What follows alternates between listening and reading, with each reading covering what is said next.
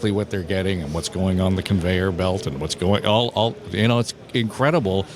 It sounds like a small thing, but around the margins, that stuff makes a difference. Well, and it's interesting. There's a narrative that the mining industry, being a legacy industry, isn't innovative, or there's limited technologies available. And I have a very strong opinion that the mining industry doesn't have a technology or an innovation problem, where the root of the challenge might be in technology adoption.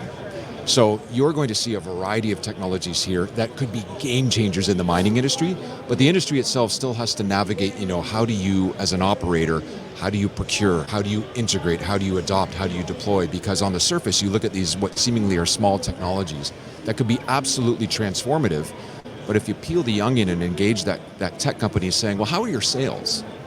And you might come to learn, wow, it's actually quite small. And then you peel the onion again and you realize that part of the challenge is it's a long sales cycle, because the mining industry continues to transform or evolve into buyers. So the sophistication of integration, adoption, because all these different point solutions, it's hard when you want to stick them all together to extract meaningful value at a corporate level.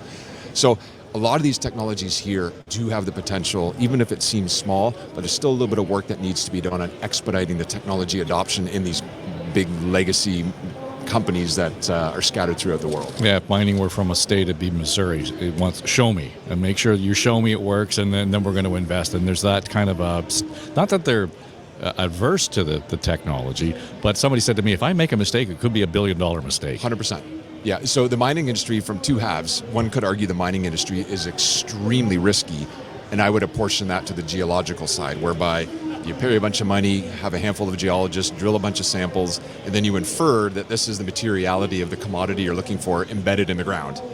Go for it. Well, God, you better hope you're right. Right. But on the flip side of that, the mining industry is extremely risk adverse in that when you're in production and operation, you have workers down at the face. You can't afford to, hey, let's try this new tech and see if it works. No, not at all. You need to have that valid comfort that when you deploy that technology, that it'll work. Not in a laboratory, not on a trade show floor such as here at PDAC. You need to know that it'll work in the operating environment, deliver on what it says it can do, both productively and safely. That takes time. And therefore, and that's not necessarily a regulatory oversight from a national or subnational government. That's a corporate policy where they want to make sure that these technologies work. And now multiply that with a bunch of them coming in at the same time, and then you can appreciate why there's still work to be done on expediting technology adoption. But this here validates that the mining industry does not have a technology problem. There's a ton of technologies that are available. We're just now working to kind of streamline the process of procuring, adopting, and diffusing these technologies within a given operation. So how much of your time is spent on that? Just talking people down off the ledge and saying, don't worry, this is going to work. Yeah. You know what? I don't know. It's tough to characterize that.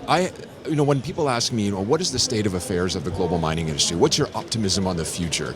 You can go down the commodity path, the market demand, the qualified mineral potential within, the global landscape.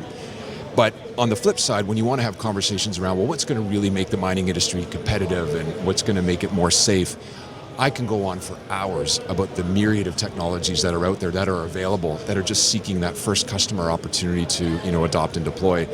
And when, wherever there's any skepticism, another really interesting observation, and this to me validates the materiality of the supply service tech ecosystem selling into the mining industry. If we were to sit here, say 5-7 years ago, and you were to ask me, name me 5 venture capital firms that primarily or have a portion of their fund focused on investing in tech companies that primarily sell into mining, I don't think I can name you more than one. Now, fast forward 7 years later to today, I say there's about a dozen in Canada alone. And when you aggregate the pool of funds that are, I'm not going to say earmarked, but thematically are really looking at tech ventures, startups or small enterprises selling into mining, it's probably close to $500 million of deployable equity investment capital that the markets, the private capital markets have aggregated to say, look, mining industry has to buy. They don't build it anymore. So now that there's a channel of a demand path, let's pump money into these companies to help expedite that growth to transform this really important industry, not only to Canada, but around the world.